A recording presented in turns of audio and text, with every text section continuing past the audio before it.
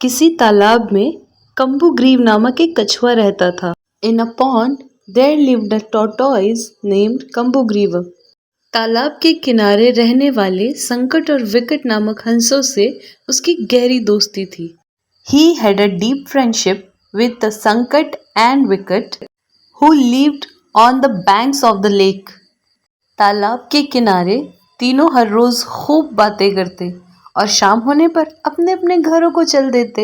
The three of them used to talk a lot by the pond, and in the evening they used to go to their homes. एक वर्ष उस प्रदेश में जरा भी बारिश नहीं हुई। It didn't rain for a year in that area. धीरे धीरे वो तालाब भी सूखने लगा। Gradually the pond started to dry up. अब हंसों को कछुए की चिंता होने लगी। Now the swans were worried about the tortoise. जब उन्होंने अपनी चिंता कछुए से कही तो कछुए ने उन्हें चिंता न करने को कहा। When they expressed their concern to the tortoise asked them not to worry. उसने हंसों को एक युक्ति बताई। He told a trick to the swans. उसने उनसे कहा कि सबसे पहले किसी पानी से लबालब तालाब की खोज करें, फिर एक लकड़ी के टुकड़े से लटका कर उसे उस तालाब में ले चलें।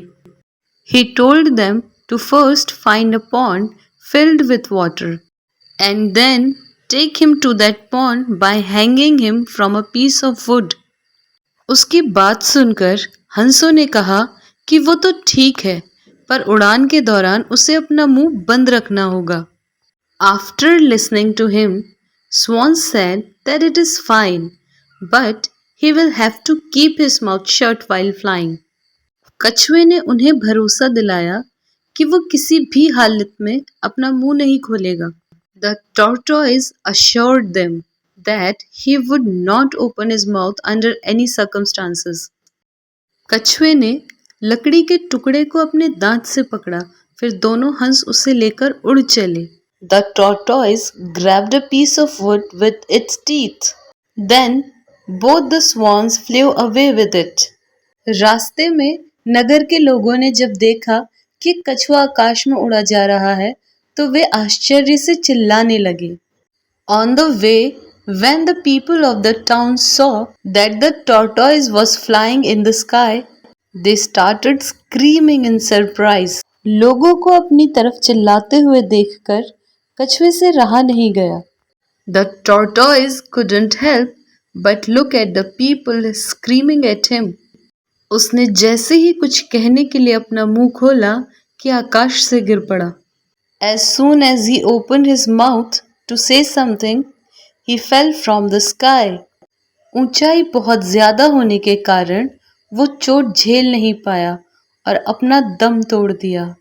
As the height was too high, he could not bear the pain and gave up. सीख: बुद्धिमान भी अगर अपनी चंचलता पर काबू नहीं रख पाता है तो परिणाम बुरा होता है।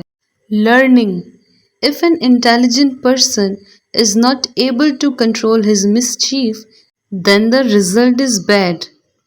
So this was the story for our English learning practice. I hope that you like the story and the way I am teaching. Thanks for watching. Thank you very much for your time. Please do not forget to like, share and subscribe for more videos. See you in the next video. Till then, tada, bye.